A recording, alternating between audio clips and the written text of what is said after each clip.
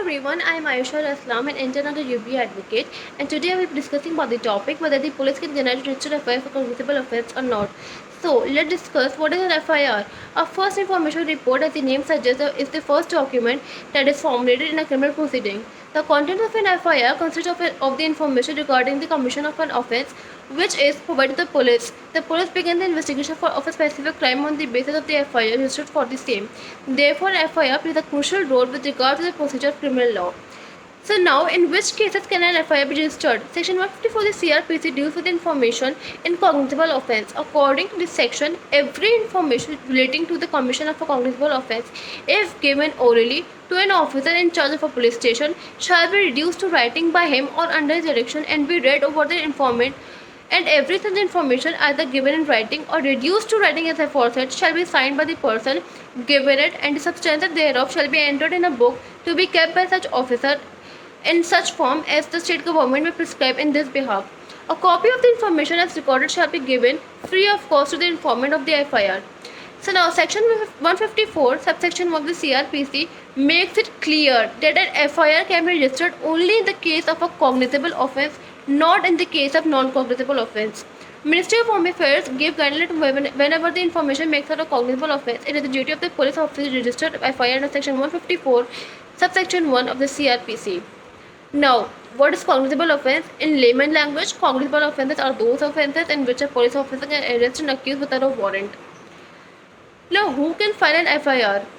The person who has the authority to file an FIR for a specific offence, either the victim himself or herself, or a friend or relative of the victim, or any other person who has the knowledge that the crime has been committed, can file an FIR. Now, what is the process of lodging an FIR? How to lodge it? According to subsection 154 CRPC 1, when an informant informs the officer in charge of a police station about the commission of a cognizable offence, it is the duty of the said officer to record the same in the book. It has been prescribed to them by the state government for this purpose. They cannot deny it. If the informant has provided this information in oral form, then the officer must reduce it in written form or get it reduced in written form under his supervision. As soon as the writing down is done, the content must be read to the informant and then get signed by the informant once he is satisfied by the same. After all the steps are over, the substance will be entered under the daily diary register. However, if the information has already been given in the form of a written complaint, which is signed by the informant, then the entry could be made in the daily diary register straight away. Now, what to do if the police refuses to lodge an FIR? If a police officer refuses to lodge an FIR because the case does not fall within the jurisdiction, deals with the offence which is non-cognizable in nature, or it is outside a legal capacity to take cognizance of such offence, in such circumstances, the refusal to lodge an FIR is legitimate and justified. However, in cases where an unjustified reason is given to not lodge an FIR, one can, under section 154 subsection 3 of the CRPC, can approach the superintendent of the police and submit the substance of such information writing by post.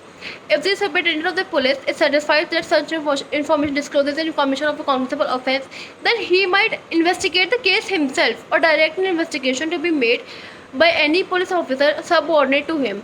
A complaint can be submitted to the magistrate orally or in writing under section 200 of the CRPC.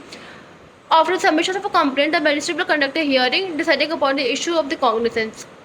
The informant and the witness thereof are examined and oath in front of the magistrate.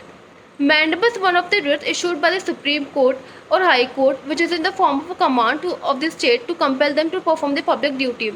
So, writ of mandibus can be filed under Article 226 or Article 32 of the Constitution of India, directing the police officer to perform the duty and register an FIR. So, to conclude this concept, the practice of refusal on the part of the police officer to register FIR, no matter how barbaric it seems, is pretty common. The reasons could be many, such as protecting the accused persons who are powerful and have high contacts, or harassing the poor victims, or irresponsible behavior of the public servants. Whatever may be the reason, it is the victim who suffers. The victim who already has been through trauma due to the commission of an offence is put through the whole agony once again when he or she is denied for lodging the report. Whenever a cognizable offence is committed, the filing of an FIR is technically the first stage of the initiation of a criminal proceeding and has the first step for seeking justice. It means when the aggrieved person is denied to record his complaint, he is denied justice altogether. Thank you.